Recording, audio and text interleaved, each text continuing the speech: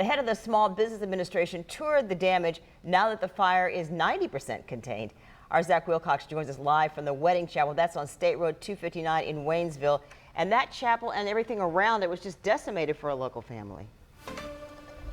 Yeah, Jeannie, you're looking at where that chapel used to be, or what was once a wedding chapel, and right next door is where the owner's home was, and both of those things leveled by the fire. And we found out a grim update today from the SBA, the Small Business Administration, that we're up to 180 total buildings that they estimate were damaged by this fire. But I will say this, a little bit of a silver lining. While we were out here today, we could hear the excavator going next door, starting to clear the property, the first step toward progress to trying to rebuild that home. And now these federal leaders have an idea of what exactly folks are working with out here. I mean, nothing. When I say nothing, it is nothing.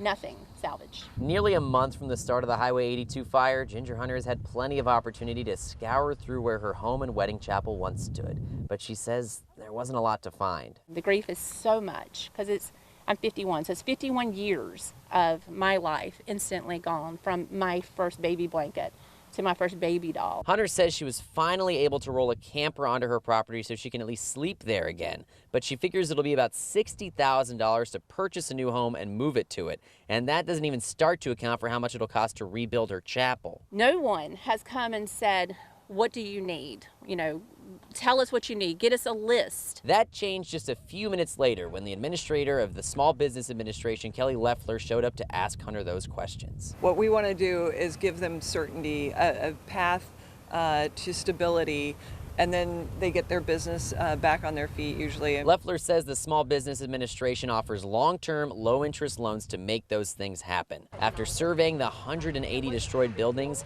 the SBA determined the vast majority are homes, not businesses. We provide relief for both, and in some disasters it ends up being more homes than businesses. While Loeffler gets things moving on a federal level, Georgia State Senator Mike Hodges also saw the damage, and we'll see what state leaders can do. In 1990, I had a house fire. I was out of my house for 6 months, and I can remember walking through my house, which was gutted. It just brings it all back.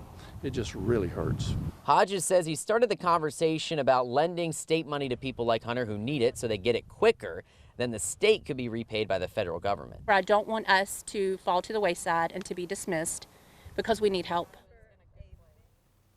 All right, so the big question is, where do we go from here? We now know that the SBA, they came through, they toured the damage today. They're working on getting an estimate on how much this is all going to cost, and then they're going to open disaster recovery centers all around this area here in Waynesville and southeastern Brantley County, where people can go in and they can ask their specific questions and get an idea of what they need for each specific situation.